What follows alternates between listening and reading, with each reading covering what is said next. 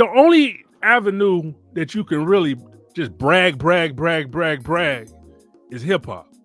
And even that's annoying sometimes. Right. I win everything. All I do is win.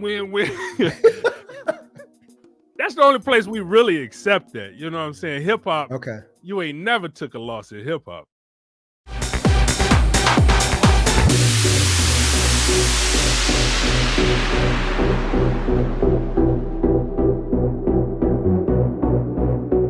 What's up, Shannon? What's up? Doing good, man. I heard the intro. Man, you make me feel good. You binge listen. I love it. That's the whole idea. You know, you want people to binge what you create. I appreciate that, man. Ever since meeting you too, it's been a good connection. So thank you so much for having me here. Most definitely, man. It's been my pleasure. I got into the genre of storytelling. I didn't know it existed, but when I got there, I was stuck. Like I went what's the guy's name? Before we get into your intro and talk about you, but there's somebody in the Storytelling Society. He's out of Oakland. Oh, Glenn Washington. Glenn Washington, man. Glenn Washington. Yeah, Not only he Michigan too. He wow. Not quite Detroit. I think some of his family Detroit, but he Detroit and Michigan as well. Yeah. Okay, yeah, I love Glenn Washington. What's the name of his? Snap Judgment. Snap Judgment. On NPR stations. Yeah. Okay. Well, first off, Shannon, I'd like to welcome you to the Pattern Disruption Podcast. I appreciate you being here this morning. We have a similar background, but obviously we didn't grow up in the same house, so we don't, we're not the same. Tell me a little bit about who Shannon Cason is, and let me know from the high school, how did you become Shannon Cason, the master storyteller that you are? No, I'm from Detroit. You know, I'm from west side of Detroit. I grew up on the by the Avenue of Fashion, right over there. Livernois there. Yeah, till I was 7, till my mom and pops split up, and then we moved to E-Course, and I grew up rest of my young years in E-Course. So I went to E-Course in Southwestern. So those were my schools. I graduated from E-Course, got kicked out of Southwestern, and got in a little bitty fight, and it was doing the no nonsense thing, and it was like, we don't want. And my mom's got scared. And mom got scared, man. I had to move back to E-Course, which at that time Southwestern had some scholarships and all that kind of stuff, but E-Course ain't have much of that. Right. But that's pretty much my youth. You know, went to Michigan State University after school. Michigan State. Graduated from Michigan State, and but I always was an observant person. That's pretty much where the storytelling came in. I just always been. I was everywhere. Like I wasn't on the porch, so I was at all the stuff that could happen in the city or around and everywhere else. But I was always like, if you go back, and probably people from my past would be like, Shannon ain't say much. Shannon was always he was there, but so I was always an observer in a lot of ways, you know. So always just watching, introvert, being a part of the scene. I would say I'm more of an introverted personality until you get to know me a little bit. But then at the same time, just always just watching what's going on, and kind of having my own thoughts about it, you know. Yeah. Okay. Let me ask you this. I didn't go back in Facebook, but did you know if we were live on Facebook? I didn't look at it. Okay. I'm not sure. But I hope so. I mean, I put the link up. You know how that works. Yeah. But one of them things, this new, all this technology we got, but which is a beautiful thing, because it can access so many. We are live on Facebook. We are. Cool, baby. Yeah, we live on Facebook and YouTube. YouTube, you can go to at pattern disruption at pattern _disruption _. That's pattern at pattern _disruption _. But okay. So, but we talked a little bit about your upbringing, and you went to E-course, Michigan State. Did you do any storytelling at Michigan State? Well, I always was a storyteller in certain ways, So coming up in Detroit, this is when I was in the E-course. I was always into the music scene in some way, So Okay. we grew up. It was the '90s, so I graduated high school E-course in '93. But we Okay. always we was in that rap scene from '88 till whenever, So it was like the hip hop shop that was part of my upbringing. Okay. St. Andrews, all that time was part of my upbringing. Going to ciphers at Hart Plaza and doing all that kind of stuff, that was a part of my upbringing. So the creativity part was always in my life from my young years, and that creativity kind of transfers into the storytelling or writing and in everything I do. So, um, like we talked about the introvert part, like I was always a writer. So we had that hip hop scene where it was like battle rapping at the hip hop shop, but I was always like a more of a written rapper. My partner, Beach, he was more of a freestyler, so he could freestyle a lot. But and me and him had a group, and we had a crew. Our crew was 31, and we would be in basements and in attics making music. Just all my teenage years. That's all we did. All we looked to do. I played basketball and sports and all that kind of stuff as well. But that was the creative part. I would include that in my storytelling, because my storytelling, I look at it in that way. We can talk about that as we go. My storytelling, I kind of look at it as songs. I look at it as Okay. music. That's how I put it. Um, in my creative process, I think of it as music. Yeah, yeah. But so storytelling always been a part of my life, and the creative part, the creativity of it, always been a part of my life from my young years. Yeah. So what was your introduction into storytelling though, from rap? Well, I mean, you got the great storytellers in rap. Yeah, well, Snoop- getting on stage and actually doing your first story with no music, literally just a cappella. You ever find yourself scrolling through social media or driving through the neighborhood and you just seeing new businesses popping up everywhere and you just feel a pull? It's like a bittersweet feeling just knowing that you got the potential to do the same thing, but you haven't quite taken the leap yet. Well, guess what? You're not alone. Tune into the Pattern Disruption podcast and get real stories from entrepreneurs, educators, politicians, and entertainers who've all broke through the noise, built something from nothing, and continue to thrive. Join me every Saturday at 10 a.m. on Facebook Live, and let's disrupt the pattern. What was your first time doing that? So okay. So in hip hop, I used to always write. So I would write these stories. I would always write. So I would write rhymes, but I also write stories.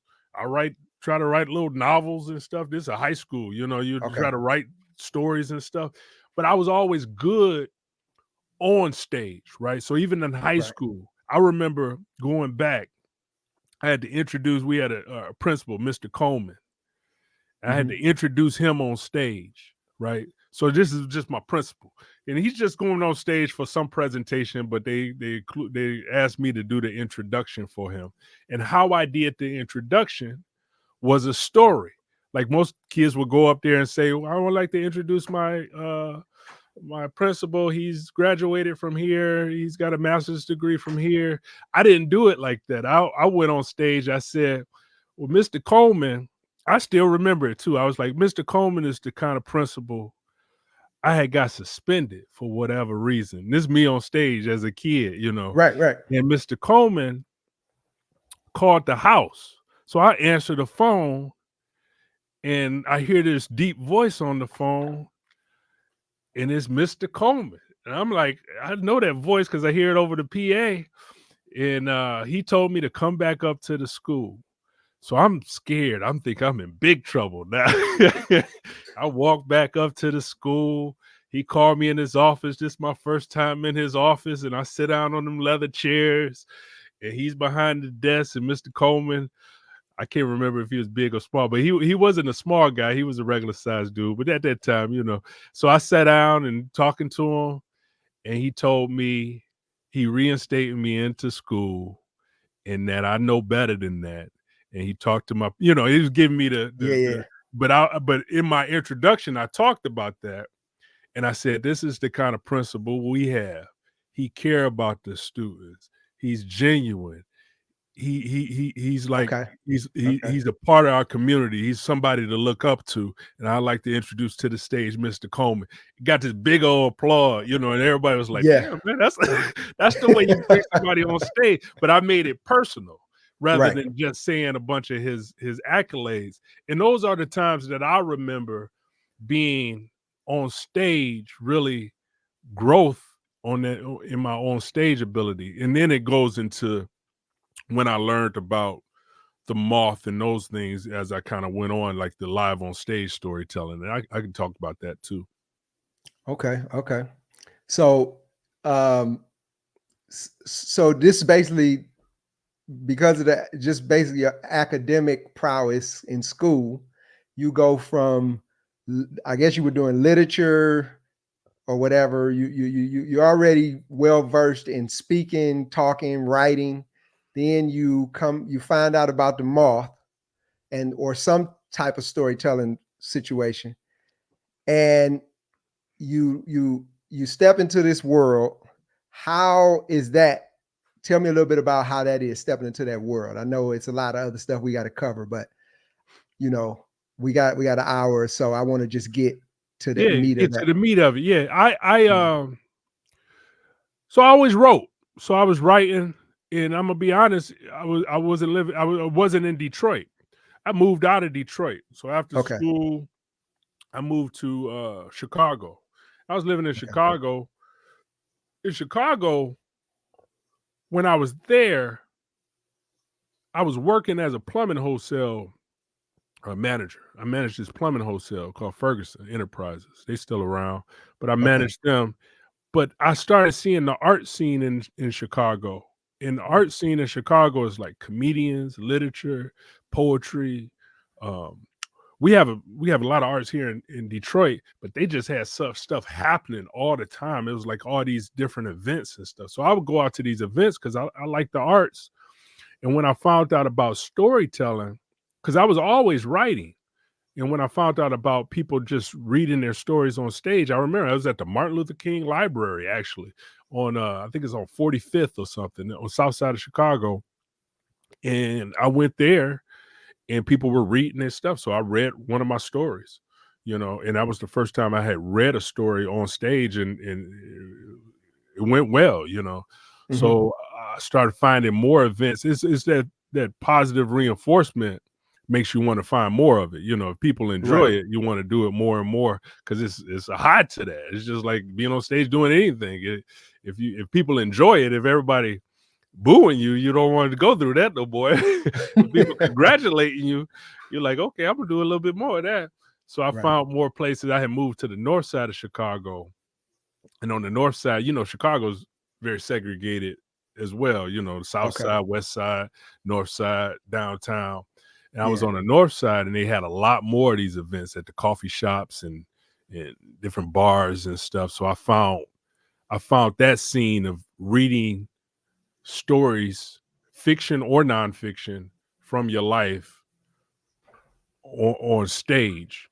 And I heard about this thing called The Moth, and they said it was pretty popular.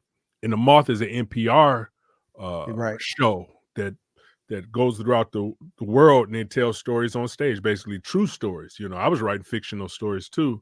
So when I found out about that, I went to one of these shows, and just like you said in the intro, bunch of white folks, man, just crowded in this room listening to stories.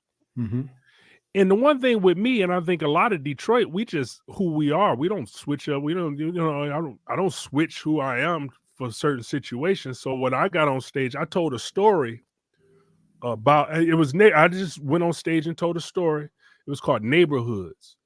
And I talked about, I had prepared it ahead of time, but I talked about how segregated Chicago was, but I told it within the story, because I would live on the north side and I went to the south side for I was unemployed at the time, but my unemployment was in Chicago on the south side. But I told this story of like going to the north side to the south side and the differences in the city. And I won the first time I did it. It was they judge it in a certain way. So I won the first time I did it, you know. So that Okay. positive reinforcement makes you continue to do the thing. And then they had a bigger stage to do this. And this is like it's Park West. They had concerts there, you know, like artists come from across the country and do concerts at Park West. So it's about, you know, 500 people in the audience. And I told a story there about going to the warehouse to see the Tribe Called Quest concert, but we had got robbed on Finkel and Schaefer right before the concert, going to the warehouse to go see Tribe Called Quest. And I told the story about getting robbed and then going to the Tribe Called Quest concert, and you know, it's just being like a memorable day in my life or whatever. And I won that, you know, Right. I won that story, and there's all that positive reinforcement make you know that you're doing something that obviously is people enjoy and that you enjoy as well. So that's my birth into the more on stage and doing it in a bigger way. Yeah. So for people who don't know anything about storytelling at that level, kind of give an idea of what you see going into that atmosphere. What is it like? Well, these are shows. So when you think of like, and I know you one of them guys who I don't be you have your hand in so many different things. Like I'll look at you on social media sometimes, and I'd be like, okay, Eric's with all the big name comedians in the city or in the country, you know, around the world. I'm like, man, and then I see you with all the singers, and I see you you know, real estate and doing different things with that, and then doing home repairs. And I'm like, man, my man, now you podcaster. I'm like, my man making all kind of moves, and I love it, you know. But on the storytelling side, it's like the comedy shows that you produce, and you do different shows that you produce. So storytelling is a genre in that. And the best way to explain it, just like you go to the comedy show and enjoy your favorite comedians, or maybe you go to the poetry show. Poetry is big at certain times, and enjoy your different poets. You know, storytelling has its own genre in there too, where storytelling is the thing. So it's people who enjoy the art of storytelling. And you go to these shows, and sometimes they be packed out. Sometimes it'd be small shows, just like in comedy. But it'd be people who are interested in this, and it crossed the barrier sometimes with comedy and storytelling. So I'll do comedy shows as well sometimes, because there's a lot of comedic storytellers. I mean, storytelling comedians as well. You know, Yeah. so to explain it as best as that is going to a comedy show, but it's stories. You know. Right. Yeah, And sometimes they don't have to be funny. You know, sometimes it can be touching, it can be moving, it can be all the different emotions. And that's one of the things with storytelling, I think, that makes it different. You know, you want a comedian to be funny. right. You go in to you want a laugh. story. Yeah, you want a story to be interesting, right? And for the stories, you want it to hit emotions. And that's the thing that I do with storytelling. I want to touch emotions. You know, I heard KRS One once. I was listening to an interview, and he said he makes his songs to fit a certain mood, and he wants to take you on an emotional journey.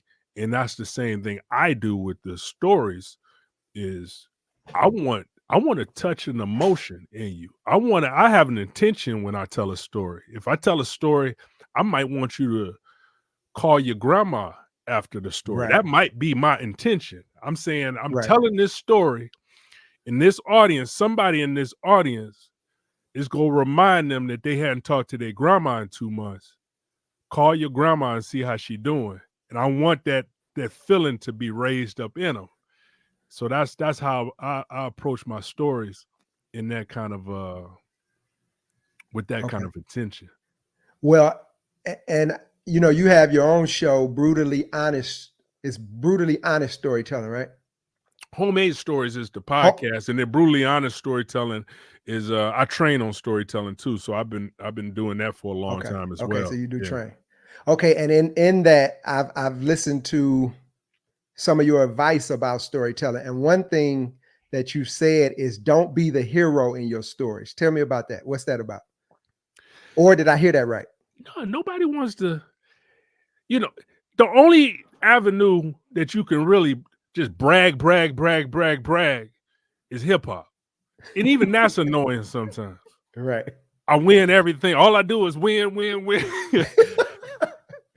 That's the only place we really accept that. You know what I'm saying? Hip hop, Okay. you ain't never took a loss in hip hop. You know what I'm Well, saying? Nobody. In R&B, you the love making king. You do all of that right. You know what I mean? Well, Or you gonna R&B, make her? R&B, you know, real R&B, the old R&B, the Yeah, dog yeah, that yeah, died, yeah. and you didn't, Right, right, and all right, you right. want is your babies back. I You think know, that's please, blues, man. please. All you want, and that's really the blues, R&B.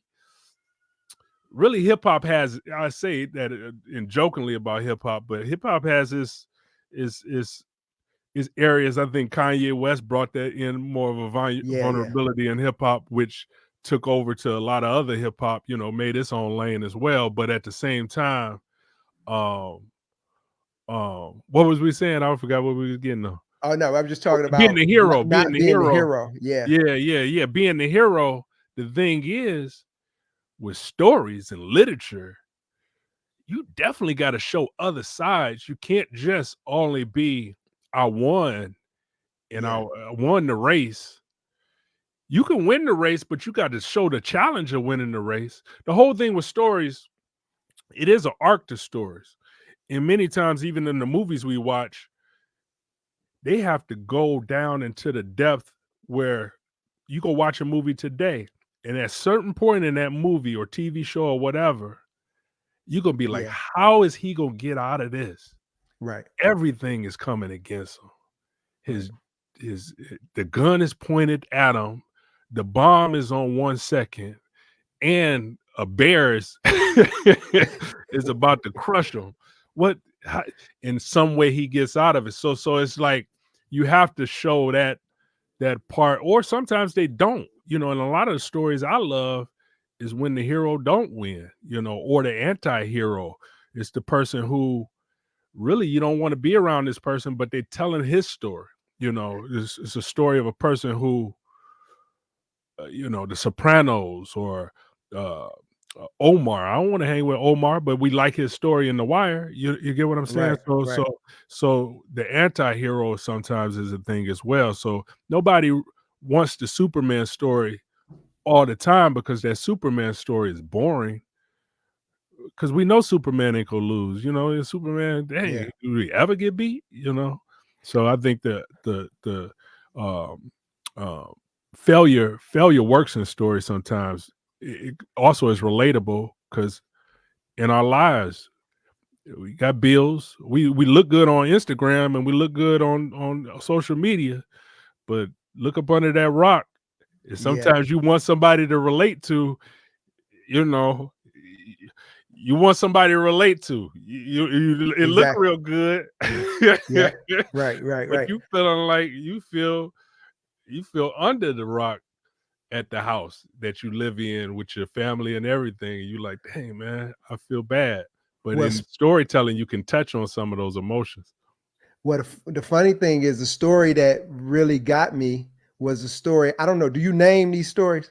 Yeah, they all have names. Okay, so the one about you working at the bank, I actually used that when I was advertising this, this that you would be on.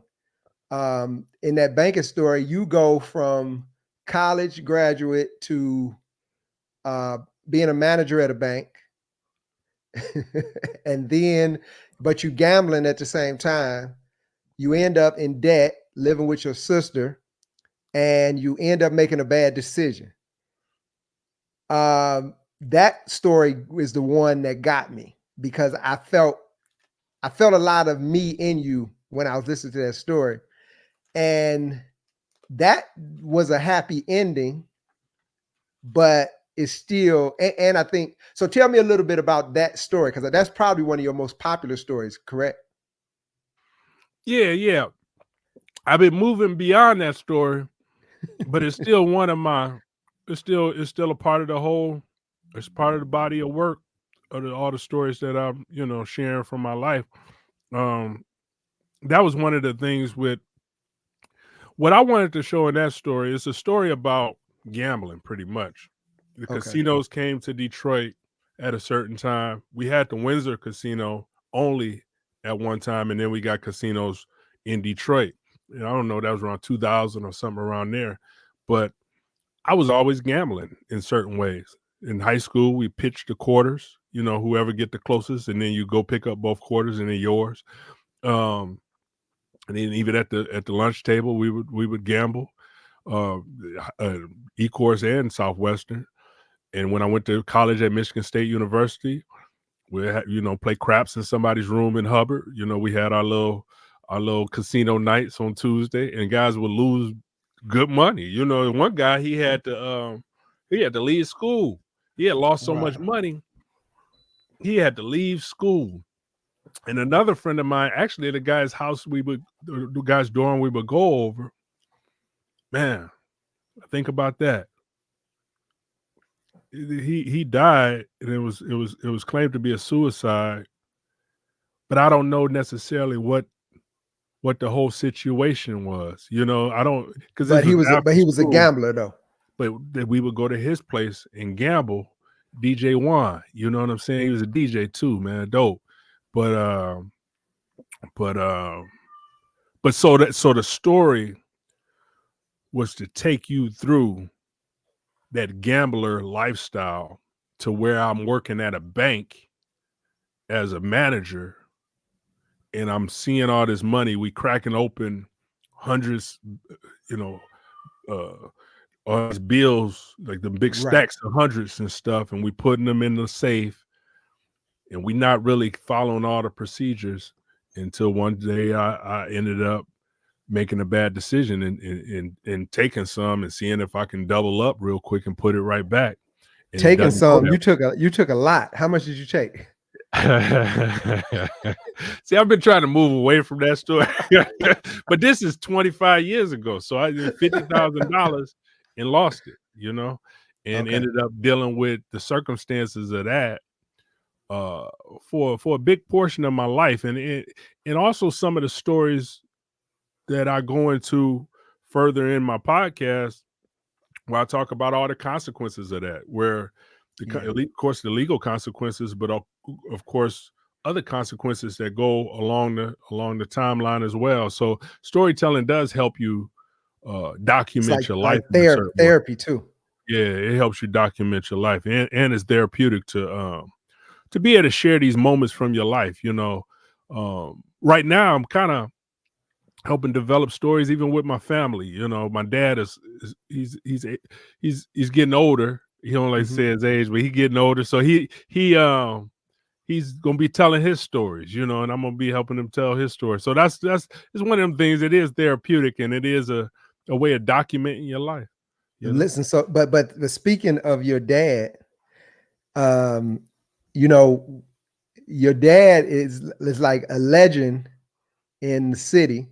And if you've ever seen the last name Cason, you probably familiar with that name because of the billboards around the city with Billy Cason.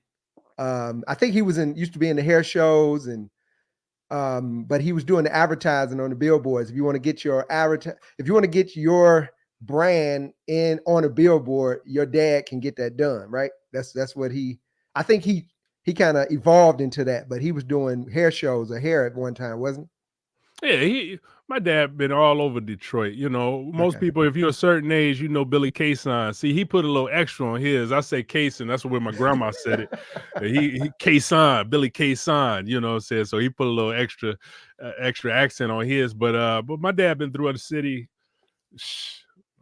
probably 50, 60 years in the city doing Yeah. shit. So it's been he did the hair, he did the parties, did the and he's still doing stuff. My dad, man, we work out every Monday at the Powerhouse up there on Woodward, and he still put a good workout on me as far as with the abs. His core is amazing. If you want to come out and work out with us, you go be shocked. Okay. I tell you, he over 80, and his core is ridiculous. We'll do like 1,500 sets if you Is he over counted 80? them all. Yeah, over 80. Yeah. Wow. And we the workout ain't easy, and he Okay. do more than most of us. Right. And he's Well, yeah, that's it's crazy. really he a specimen in certain ways. I'm like, man, you know. Well, listen, and shout out to Pops, man. Like I say, he is a legend in the city, No and doubt, no doubt. yeah, and he's still going and at it. That's I admire that, man. Look out for his stories soon. He gonna be sharing some of his stories from his life, and he been shot 2 times and did some shooting too. So he got some interesting stories in his life. Yeah. Well, listen, man, you done share stories on like huge platforms, Snap Judgment. You've been on a TED Talk. Now that's crazy. What's the most challenging story you've ever told publicly? And I know you don't want to be typecasted into that one story that we just talked about, but it is the one. Huh? No, I mean I've told all kinds of stories. So Yeah. So the one thing is, like, larger stages. I might do this show. They got a show coming up next week called Detroit Story Fest. It's gonna be at the DIA Okay. at the film theater there, whatever the theater called. I think it's called the Film Theater, but at the Detroit Institute of Arts. And so that story, I don't know what story I'm gonna tell just yet. But the one thing is, that's what telling a story on stage. Really, I want to tie into the emotion of the audience, the mood of that moment. Where do I want to take people? Do I want to take them on just a lighthearted, joyful trip of me and my daughter hanging around Detroit, going to the auto show? I take them on that journey. I want to take them through a deep dive into addiction and gambling and tell a gambling story. That always takes a lot out of me. Yeah, I want to tell them about church life and and having sex with the church secretary, and they calling us to the front of the church to Yeah, I heard that story too. Yeah, exactly. Those kind of stories. But what I'm tapping into is, if you lived in church where you went to the Wednesday service and the Sunday night service and the morning service, this person, this part of life, and you can relate to it, and you can be like, man, I know this person, I know this life, I know these pews. And that's where I want to tap into the emotion of whatever mood it is and whatever stage I'm on. And that's how I look at it always. I kind of look at it in that way. We're talking about church. I look at it spiritually. What do somebody here need to hear? What's needed for this moment? And what that does too is take all the fear out of it. Like, if I know I'm going up there for a purpose, because I got to speak to somebody in this audience, be it that addiction story, I would have never told that story. That thing is expunged years ago, right? So I'd never told that story unless I felt somebody needed to hear it, because people going through stuff, and that ain't the end of the story. That's not the end of the world.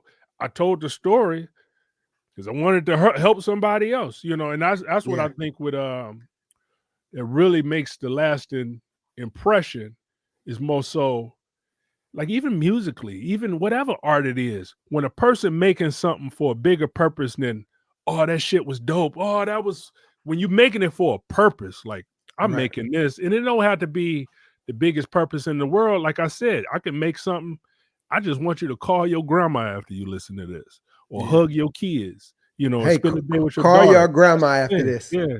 Call your grandma after this podcast. Exactly. Yeah, That's my mindset with whatever stage I'm on. Like, what do they need to hear right now, or what am I being led to share?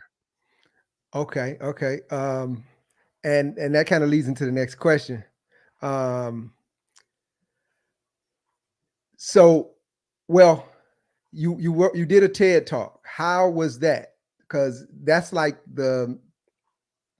that's a real peak of anybody that speaks, that is doing things with purpose. A TED talk is like a really good place to to to land your story or whatever you're dealing with or whatever you're doing. How was that? You went on and did a TED talk. How did that experience impact you? Well, see, okay, TED is broken up into a few different sections. Mhm. But so okay, so the TED Talk is more of a that's the highest level, right? So that's where the actual TED organization, they put those together. And I got friends of mine who did the actual TED Talks.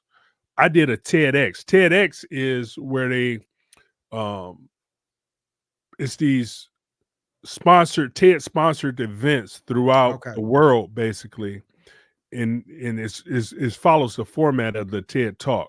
So I did a TEDx, and it was a great experience. So you could do a TEDx on you could do a TED Talk as well. You know, it's just one of them things of filling out an application on the TED website and telling them whatever your expertise is, and then they'll, if they want to place that story somewhere, or if they want to place, you know, if it's a TEDx that's available for it, you can do those as well. So I did a TEDx, and it was a amazing experience because I did it at my college. I did it at MSU, and it was their Okay. first TEDx at MSU, and I filled out the application for that, and they accepted me.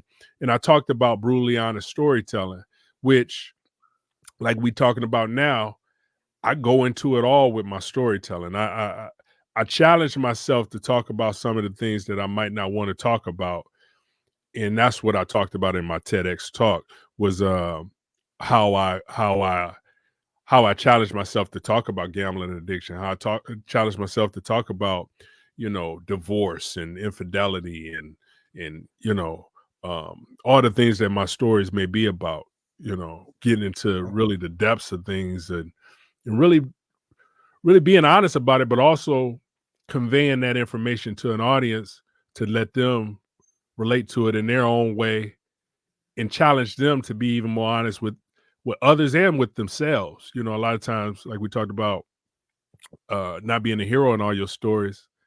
Everybody watching this, you look at yourself in the mirror sometimes and come short. You know it, and you know the areas Yeah. you can pull yourself up. But also, you know, to have compassion for yourself as well. You know, to hey, I'm still here.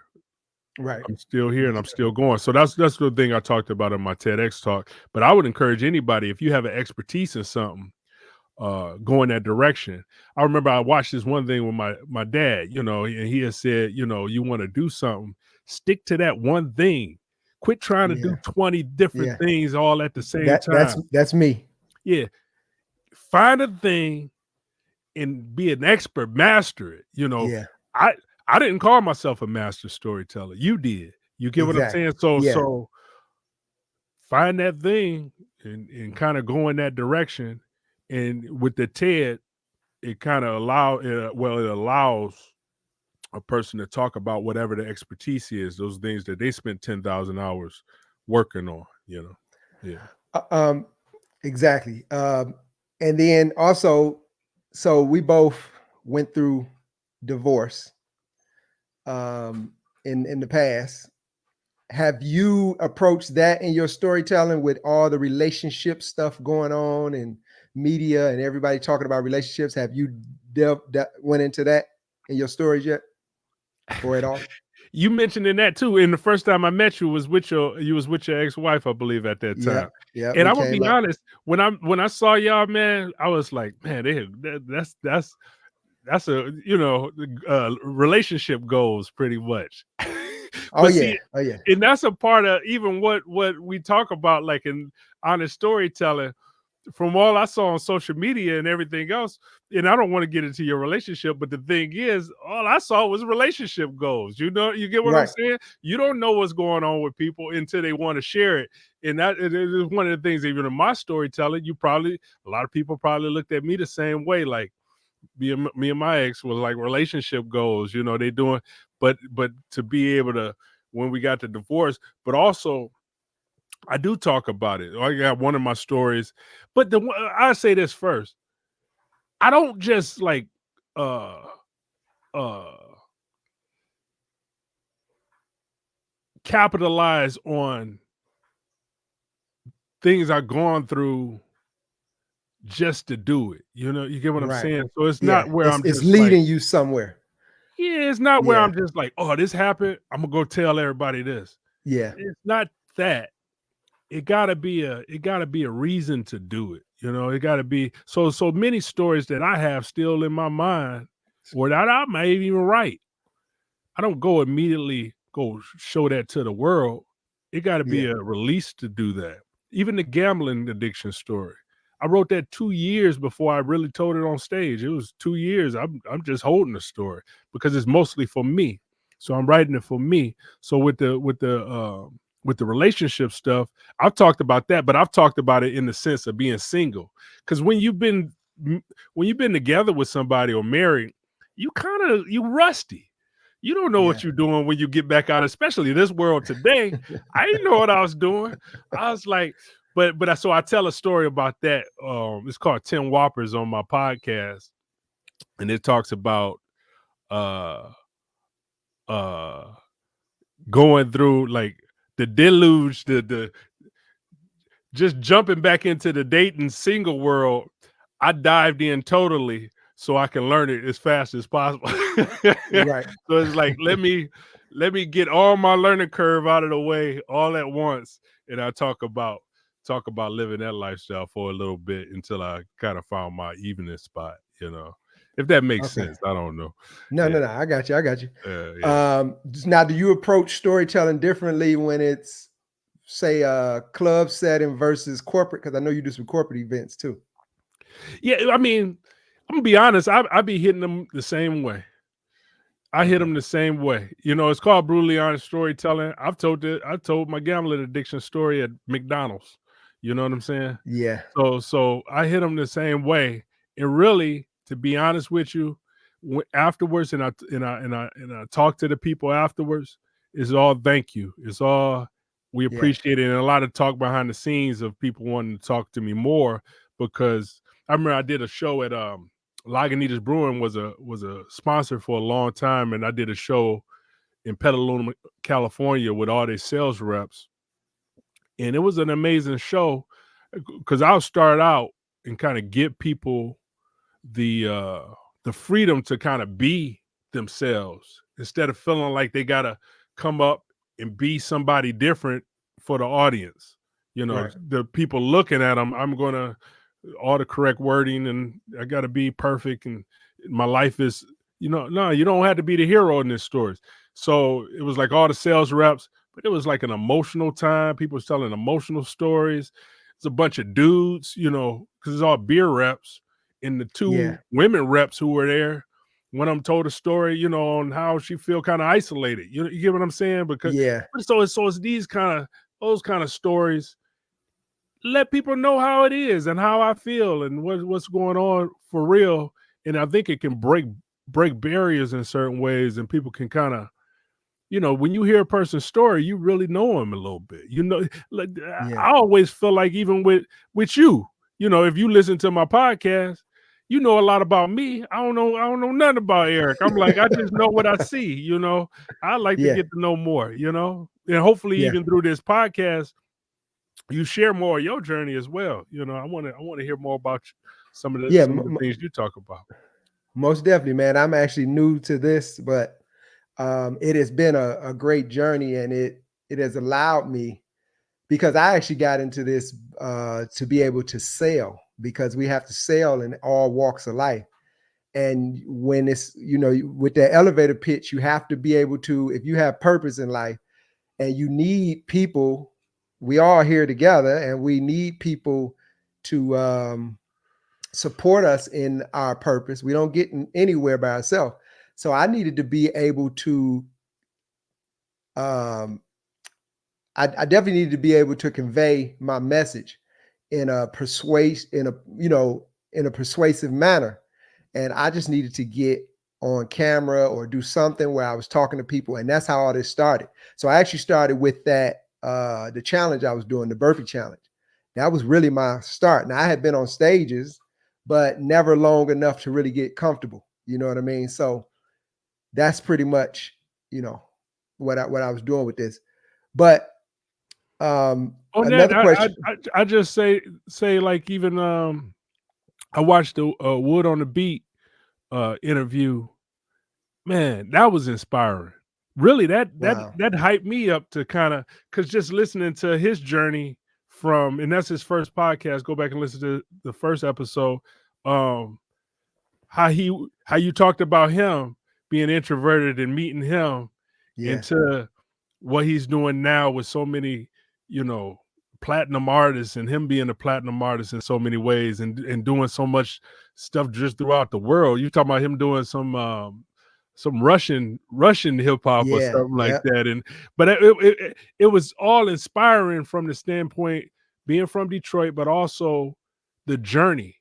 Like the Right. journey wasn't like, and I love how you get into it where it's just that I'm not a hero, he talked Yeah. about like having the times when he couldn't do nothing. All the equipment was gone. He ain't had Yeah. nothing. Yeah. He had to find new stuff and had to find a different direction because he was rhyming at first. So I love those stories and how you can get that genuine emotion and that genuine talk out of people. Because I'm always curious because I see you with all those comedians and stuff. I'm like, what do you do? I don't even know what you do, to be honest with you, Eric. I know you produce some shows and stuff, but I don't know necessarily how that all works. And hopefully over the course of the podcast, I get to Yeah. learn more about that as well. Yeah. Most definitely. I'm gonna definitely be getting into that because I've doing that. I have made friendships with a lot of international I saw you with artists. Patti LaBelle once. I'm like, look at him with Patti. Yeah, yeah, yeah. And that's what I'm saying. So it's funny when I go into my phone and if I just put manager in my phone, all these different people, because I have to communicate with their managers when they come in town. And I can get I'm one phone call away from any one of these artists or people, Superstar. superstars. Yeah. And yeah, and so as I get on this journey, I will be reaching out to some of my contacts, and that's what this network is about. No doubt. So, with the internet, I talk about how we like 1 degree away now from the things that, because not only is this my Rolodex, you being a friend of mine, if it's something that you need, I can go directly to them. You see what I'm saying? So it's one of those things. But let me get into a little bit more about storytelling, because like I say, man, this is new to a lot of people.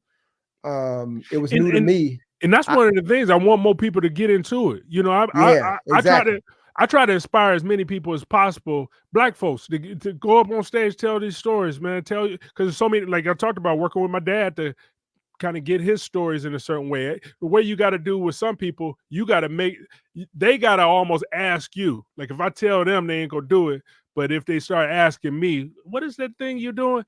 Then I can kind of get them to get involved with it, because some of it is that NPR, and it seems like a white crowd, but then there's other shows as well that you got Twisted Storytellers here in Detroit. Yeah, You yeah. go to that show, yeah. there's Black folks. I've been to one of her shows too. It's all Black So Tori storytelling. Shakur, in Chicago, we had grown folk stories.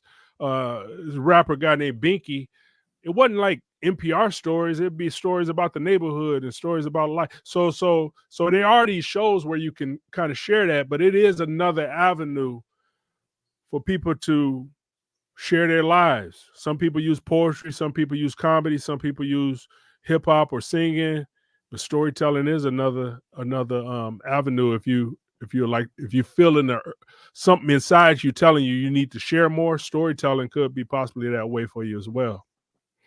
Let me ask you this: what advice would you get anybody that is considering speaking in front of people? So basically, what advice would you give for somebody that wants to do a podcast? Because you do that, you speak in front of large groups. What advice would you give people in getting started? Take every opportunity to do it, and that's going to be and do it as much as possible, as many times as possible, and that's gonna be that's gonna be the thing that gets you to where you need to get to. You gotta do it. You can't Yeah. read about standing in front of people and being a public speaker.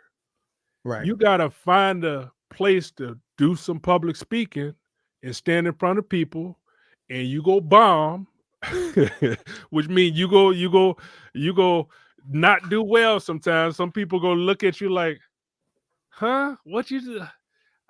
Some people go walk out.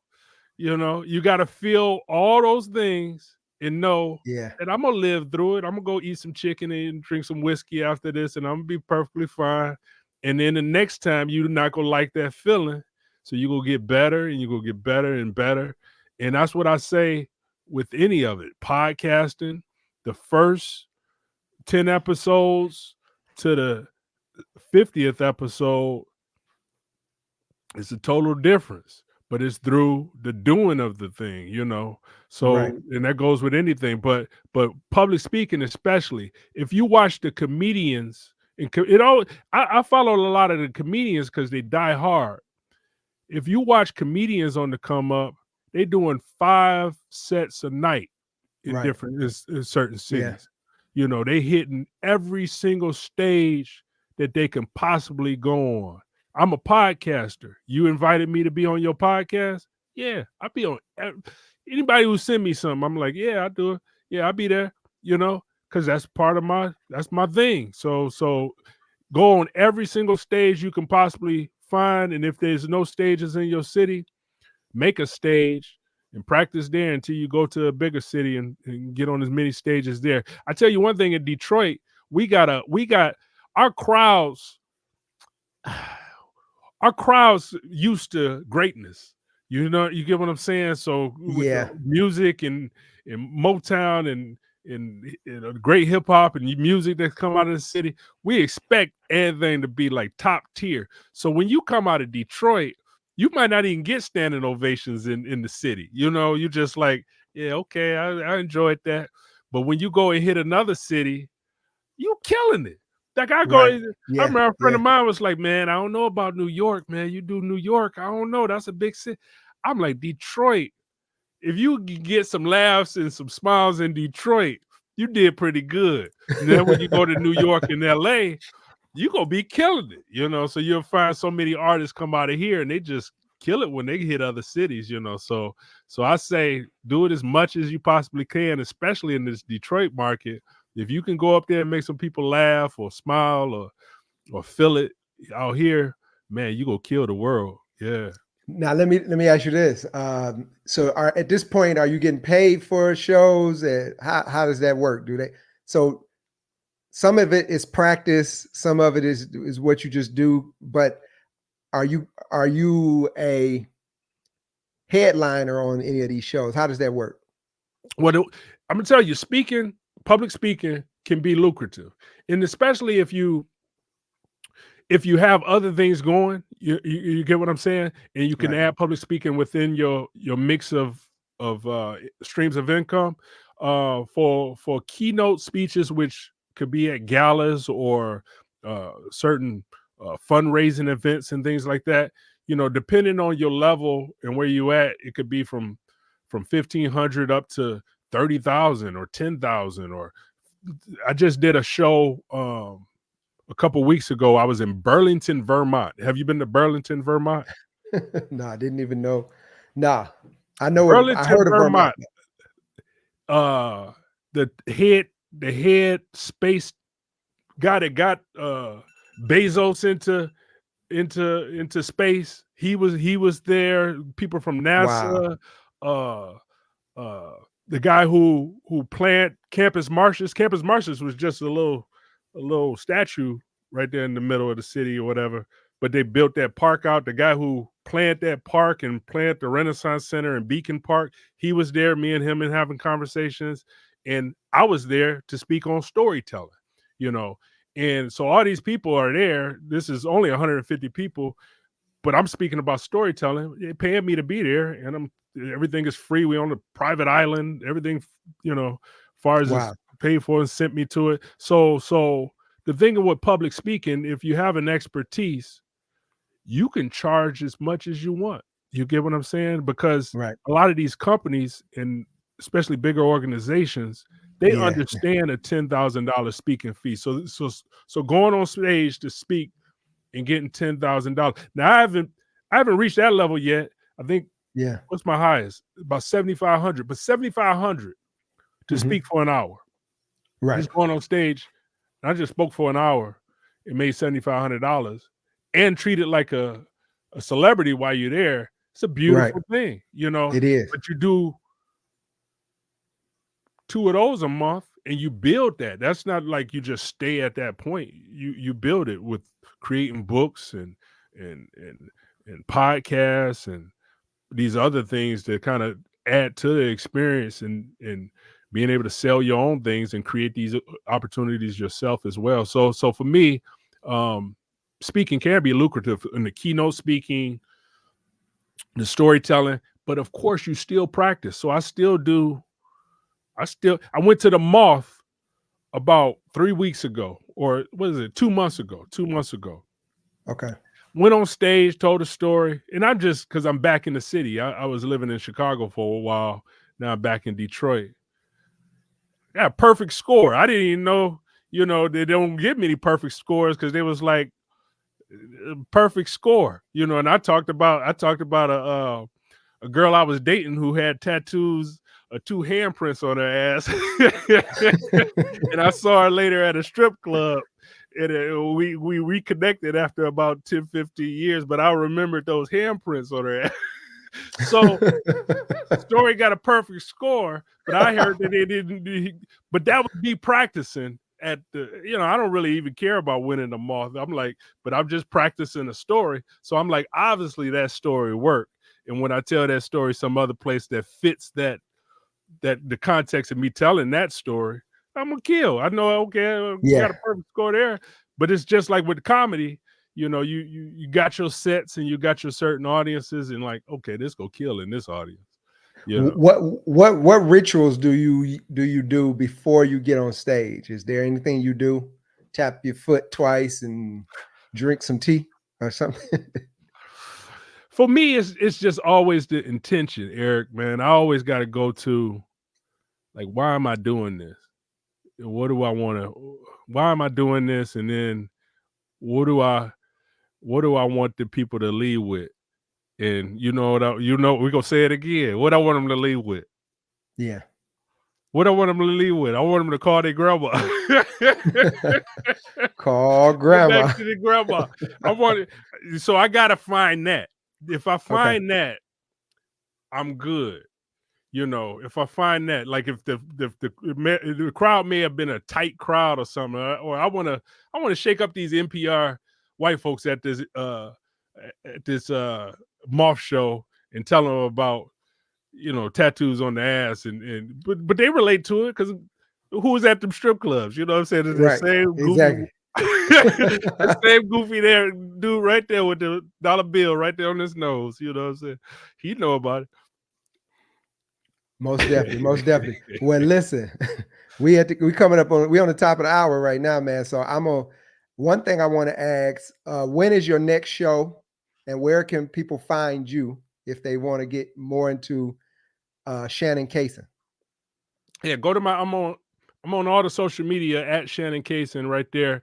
Listen to my podcast. Go to Shannon Cason, just put my name in the podcast player that you use and listen to the podcast. You gonna fall in love with it. You gonna be binging some episodes because you gonna relate to it. And then the next show I think I'm doing this show at the DIA next October 10th at the Film Theater at the DIA, the Detroit Institute of Arts. Beyond that, I probably got And, some other shows coming up too, but that's the next one. and you would tell anybody that is considering this storytelling genre, you would tell them to, if they wanted to start, where would you tell them to start at? Keep an open mind. Keep an open mind. Go to one of the Moth shows. Keep an open mind. Don't close your. A lot of times, oh, I didn't see none of us here.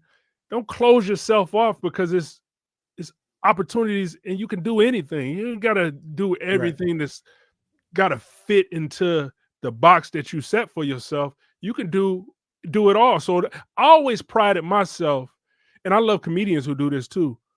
I can hit any audience. You take me to somewhere up here, some little restaurant with old folks in it, and it's your grandma, your uncles in there. I want to be able to talk to them, but I also want to talk to the corporate side. I want to do it all. So from my standpoint, I would tell people, if you can work any audience, then you got it. You got it there. So always look for any place to tell your story, or to get on stage and do things, and that's going to be a growth. You're going to learn through all of it. So basically, just get in the mix, take the bruises, and then but focus on the wins, but adjust yourself on what works and what don't work. And that's what I'm actually doing with the podcast, because when I started with a different camera. I brought some lights in, and I'm just trying to figure it out and see how posture is, and not trying to be perfect, but at the same time, I want to get so I'm comfortable. So the audience gets me authentically, versus me trying to even think about that stuff. I shouldn't even need to think about that. Once it's set, I'll be in my zone, and I can really, and you can experience because the podcast is personable. It shouldn't be, because we can go watch TV to get people that rehearsed, and you can go watch TV to do that. And that's, the world has kind of went the opposite direction in that we want stuff that's real and authentic. Yeah. So most definitely. You doing it, man. You doing it. I'll tell you, that interview and even this talk today, I've been enjoying really, I've been enjoying all the things that you've created over time, and I know you've done many things, with the worlds, the dance thing, the Tupac thing. Oh, you've done a lot, so I've enjoyed. And that was funny. You came to I invited you to the Tupac event. Shout out. Funny. I made a story about that. I know, immediately. So when you said, I normally don't, I will hold back on stories, I was thinking like, nah, I don't know about that, because you came to that event and that story was out within the next couple weeks.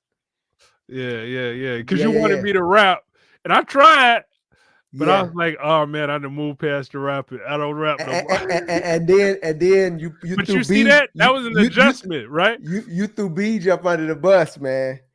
Did I? What'd I say? No. You just said, I can't remember, but I thought he was supposed to perform with you, and then he didn't. And then you didn't. And it was just, I think, I can't remember exactly how it went. You ain't want me on that stage, man. It went the way it was supposed to go. You didn't want me on that stage. Say, I didn't even want you on that stage. Well, Shannon, man, I appreciate you being here, man. I guess in closing, I would like to talk about how you talked about different walks of life that storytelling has put you in. What's next for Shannon Cason? Next is more stages, books. I haven't done the books, and so look out for that. The most stages, books, and continue on my podcast. And I'm glad that you're in this YouTube world too, because we can join this together. I'm gonna start doing more of my YouTubes as well. So most definitely.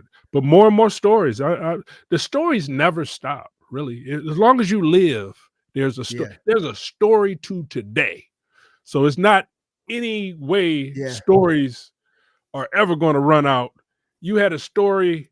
I had a story in the first few hours of the day. So have you ever had anybody that's hanging out with you and they know something that happened, you're going to talk about it in your show, and they tell you like, look, this shouldn't make your show? Well, that's the whole single life now thing. You know what I'm saying? Sometimes if they know about the storytelling part, don't be telling my stories. Right. But they will eventually become stories. You know, a time frame will pass, and you change the names, and they will eventually become stories. So it's my life. I can tell it how I want to tell it. It's my life. I don't Exactly. have to. And what's true to me is true. I've had people come back to me and uh and tell me, "Hey, I didn't know you were making a story."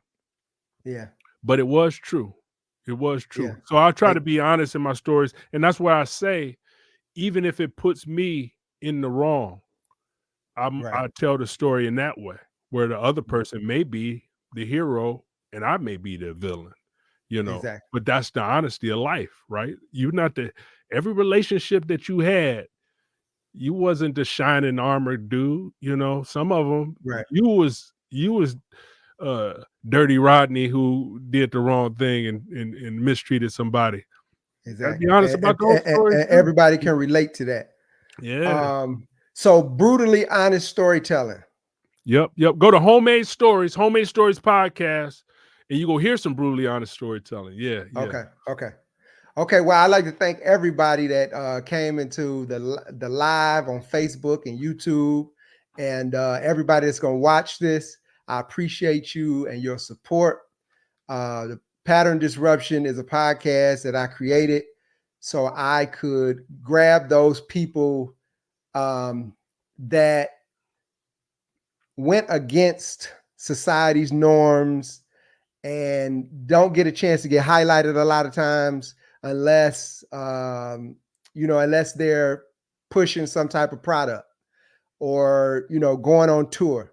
This is one of those conversations that I can have with real people about real stories and motivate some people out there to take that leap of faith, to make sure that you go against just be that shining example of in your family.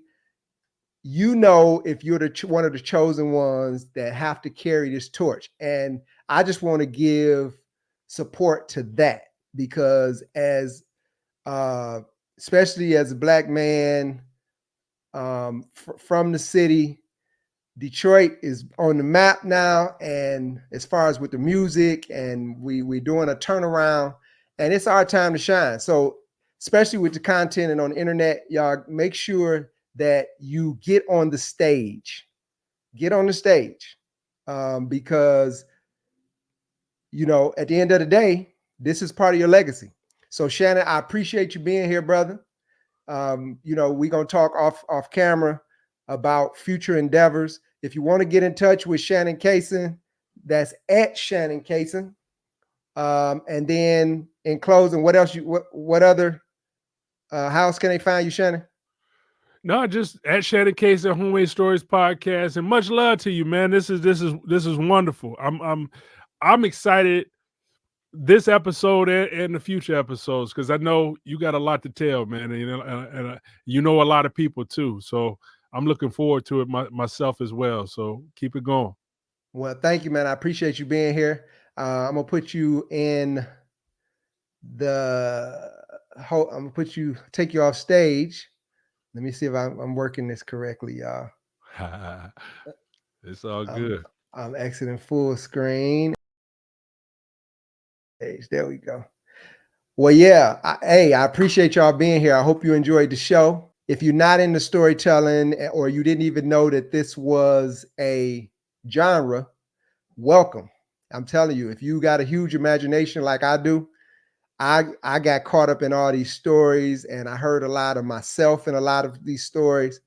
And it opened my mind to a whole new genre. And they welcomed me with open arms. I went to a show and I ended up meeting Shannon and we exchanged information and we kept building and it brought us to here. So thank y'all for spending this hour with me. I know I went over the hour a little bit, but to everybody that supports me and sends me good energy, I appreciate you. I promise you consistency.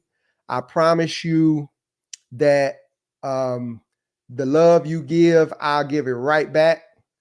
And if you ever want to advertise or anything, you already know how to get in touch with me. To all my friends and family, I appreciate y'all for y'all support. Go out, be great, be blessed, and break the pattern. Talk to y'all soon.